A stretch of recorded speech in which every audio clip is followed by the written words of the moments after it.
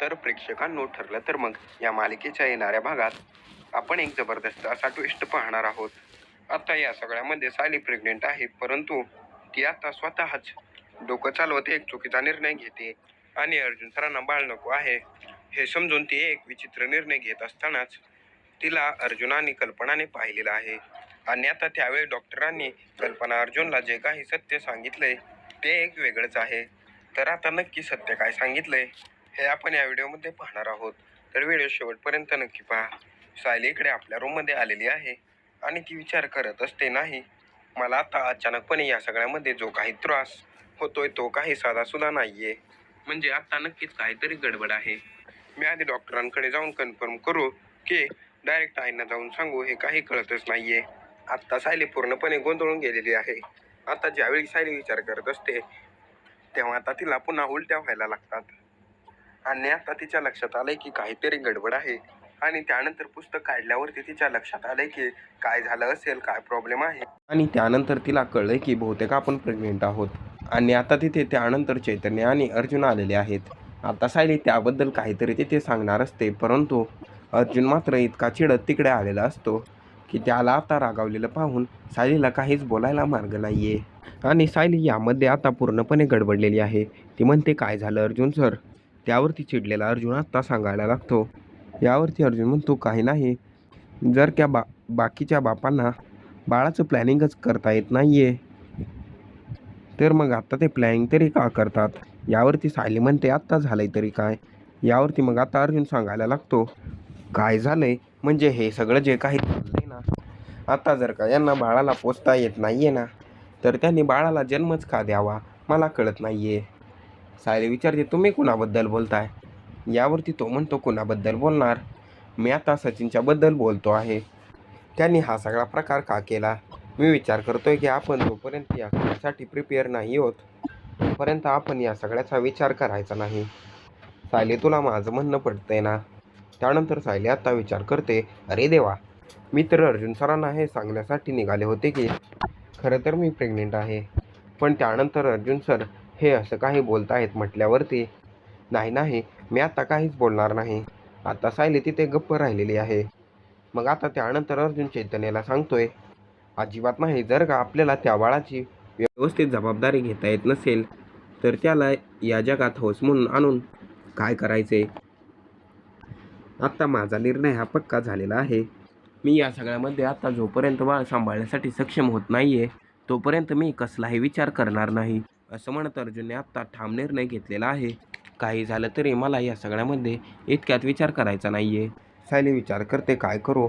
आत्ता खूपच अवघड कंडिशन झालेली आहे. आता इकडे गेलेला सचिन आता परत आलेला आहे आणि तो सांगतो आहे, अस्मिता, तुम्हाला डिवोर्स देणार का? आत्ता सगळ्या लोकांच्या मध्ये मी तुझं नाव खराब करायला इकडे आलेलो आहे. आत्तापर्यंत तू माझी इतकी बदनामी केलीस ना, मी आत्ता सगळ्यांना सांगणार आहे. तू कशा प्रकारे घरातल्या घरामध्ये तू भाव्यासारख्या व्यक्तीसोबत जे गैरसमज निर्माण केलेले आहेत ना, ते मी सर्व काही घरच्यांच्या समोर आणणार आहे आणि तुला चांगलीच अद्दल घडणार आहे. तू लक्षात ठेव, या सगळ्यामध्ये ज्या काही गोष्टी तू केल्या आहेत ना त्या मी सगळ्यांच्या समोर आणणार आणि मग त्यानंतर तुला डिवोर्स देणार. तू काय मला डिवोर्स देतेस? यावरती आता अस्मिता म्हणते, जा, तुला ज्यांना कोणाला सांगायचं आहे त्यांना सांग. त्यावरती आता सचिन एक वेगळीच गोष्ट करतो आणि तो सांगायला लागतो, काही झालं तरी माझ्या बाळाची कस्टडी ही मला पाहिजे आहे. आता यामध्ये त्यांचा वाद होतो आणि ती अस्मिता म्हणते, बाळाची कस्टडी? तुला आता बाळाची कस्टडी मी कोणत्याही प्रकारे देणार नाहीये. काही झालं तरी सुद्धा बाळ हे माझं आहे. असं म्हटल्यावरती मग आता सचिन पूर्णपणे चिडला आहे. बाळाच्या पुढे जे नाव लावतो ना ते माझं आहे. यावरती अर्जुन म्हणतो, फक्त नाव लावून काहीही होत नाही. त्या बाळाला सांभाळण्याची जी काही प्रोसेस आहे ती तुला जमणार आहे का? आणि त्यासाठी तुझ्याकडे पैसे तरी आहेत का? यावरती अर्जुन चिडलेला आहे. मग आता सचिन म्हणतो, हे बघ, या सगळ्यामध्ये तू मध्ये बोलायचं नाहीये. नवरा बायकोचा जो काही मॅटर आहे तो आम्ही बघून घेऊ. तुला याच्यामध्ये पडण्याची खरंच काही गरज नाहीये. असं म्हटल्यावरती तो सांगायला लागतो, ते काही नाहीये, बाळ हे माझं आहे आणि मी ते घेऊन जाणारच आहे.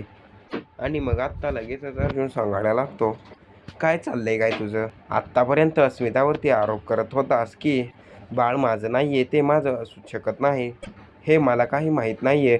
मग असं असताना तू या सगळ्यामध्ये बाळ माझं आहे, आत्ता हे असं कसं काय म्हणू शकतोस?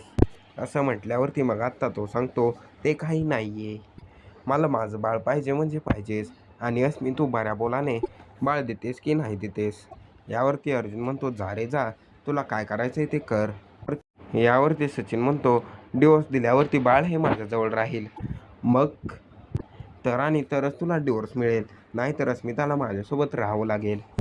ही आता सचिनची पूर्णपणे चाल असते आणि या सगळ्यामध्ये त्याला अस्मिताला डिवोर्स द्यायचा नसतो आणि त्यासाठी त्याने हा सगळा काही ड्रामा केलेला आहे.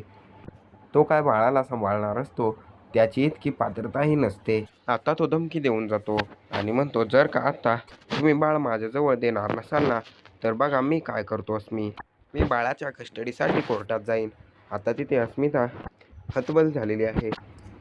आतापर्यंतची सचिनची सगळी घाणेरडी कृत्य तिच्यासमोर आलेली आहेत आणि त्यानंतर त्याला सोडण्यासाठी ती 100% तयार झालेली आहे. पण या सगळ्यामध्ये सचिनने जे काही कृत्य आत्ता केलेलं आहे, त्यामुळे अस्मिता पूर्णपणे हादरूनच गेलेली आहे. तिचा तर या सगळ्यावरती विश्वासच बसत नसतो आणि ती आता खूपच चिडलेली असते आणि ती रागाच्या भरात म्हणते, सचिन तू आत्ताच्या आत्ता इथून निघून जा. मला तुझं तोंडही बघायची इच्छा उरलेली नाही आहे. मी पण बघते मला माझ्या बाळापासून कोण हिरावतं. आता चिडलेली अस्मिता ही जरी या सगळ्यामध्ये सचिनला धुडकावून लावत असली तरी सगळेजण गेल्यावरती अस्मिता रडत असते. ती म्हणत असते, या सगळ्यामध्ये माझं बाळ हे माझ्याजवळच मला हवं आहे. सायली म्हणते, काय आहे हा माणूस, बाळाला बघायला येत नाही, त्याचं काही बघत नाही आणि असं असताना देखील बाळाची कस्टडी मागतोय. यावरती अर्जुन सांगायला लागतो, म्हणूनच मी आत्ता विचार करतोय की या सगळ्यामध्ये का या लोकांनी बाळाला जन्माला घालावं, बाळाचे असे हाल करण्यासाठी का? म्हणजे मला कळतच नाही आहे की हा सचिन आत्तापर्यंत एक दिवसही इकडे बाळाची काळजी घेण्यासाठी आला नाही. सर्व काही अस्मिताताईने केलं आणि तो आत्ता इकडे हक्क गाजवायला आला. या सगळ्यामध्ये त्या बाळाचा काय दोष आहे?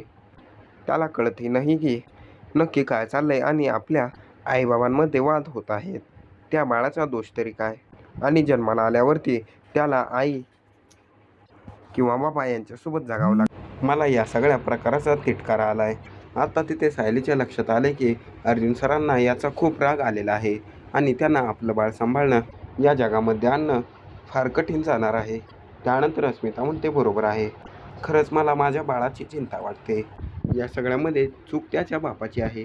मग या सगळ्यामध्ये त्याची शिक्षा भोगावी लागते ती माझ्या बाळाला. मी त्यांना आई आणि बाबा या दोघांचंही प्रेम मिळवून देणार आहे. इकडे मात्र सायलीच्या डोक्यामध्ये वेगळाच विचार चालू आहे. आता तिथे अर्जुन अस्मिताला वचन देतो की काही झालं तरी या सगळ्यामध्ये मी तुझा मुलगा तुझ्याजवळच राहू देणार, त्याला त्या नीच माणसाकडे जाऊ देणार नाही. आणि जर विषय कोर्टाचा असेल तर मी कोर्टात तुझ्यासाठी लढेल.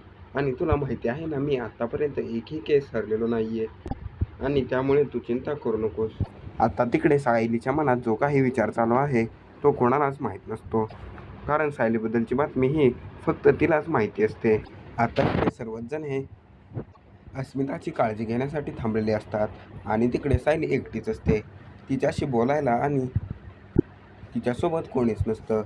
आता ज्यावेळी सायली रूममध्ये आलेली असते त्यावेळी ती विचार करते, नाही आता हा निर्णय मला घ्यायला पाहिजे, आत्ताच्या आता मी इथून डॉक्टरांकडे जाते. असं म्हणत सायली आता डॉक्टरांकडे जायला निघालेली आहे.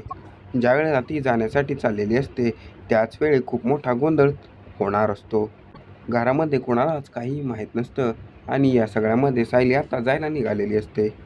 सायली विचार करते, मी जर का घरच्यांना कुणाला काही बोलले तर ते मला अडवतील, मला अर्जुन सरांना न विचारताच हे सगळं काही करावं लागेल. नाही असं म्हणत ती आता डॉक्टरांना कॉल करते. ती डॉक्टरांची अपॉइंटमेंट घेते आणि